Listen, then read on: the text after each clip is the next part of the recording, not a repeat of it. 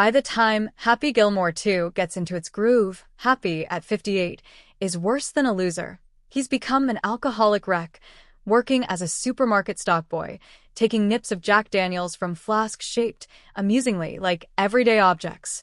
He's got a cucumber flask for when he's stocking the produce section, a peppermill flask for when he's at the dinner table with his family, and a flask for every other occasion. And he's going downhill fast.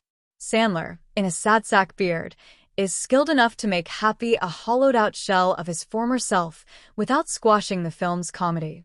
After all, in an old-school Adam Sandler movie, even tragedy is a lark. Happy, of course, will have his comeback.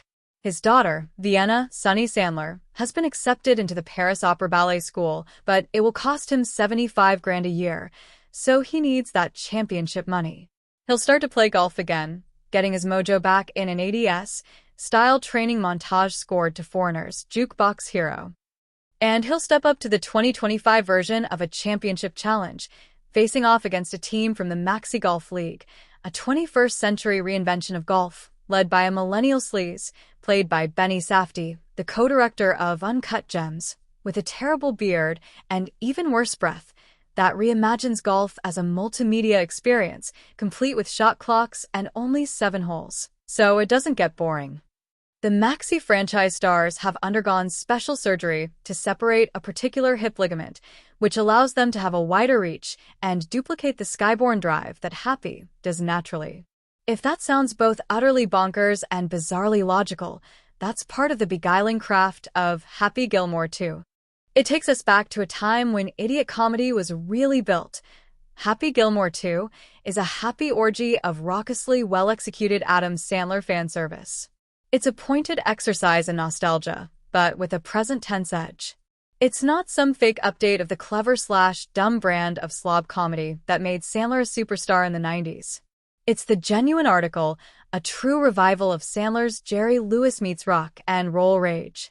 A sequel to his fabled 1996 golf comedy, it extends that movie's anarchy on the pudding green spirit as blithely as if the original had been made yesterday. In the 90s comedies that defined him, Billy Madison, Happy Gilmore, The Waterboy, Sandler portrayed himself as an arrested man-child, the kind of antisocial loser who had to fight his way in. So you may ask, how easy is it for him to play the misfit outsider today, now that he's been encased in so many years of stardom? It turns out to be easy as hell, because he's such a good actor, and also because Happy Gilmore 2, with a script by Sandler and his writing partner Tim Herlihy, they co-wrote the first film, finds a perfect stupido way to take Happy Gilmore, the wannabe hockey player turned golf pro, all because he has the anger to smash the ball as if it were a weapon and toss him back into the dumps. As the film opens, we're given an extended flashback to Happy's happy ending.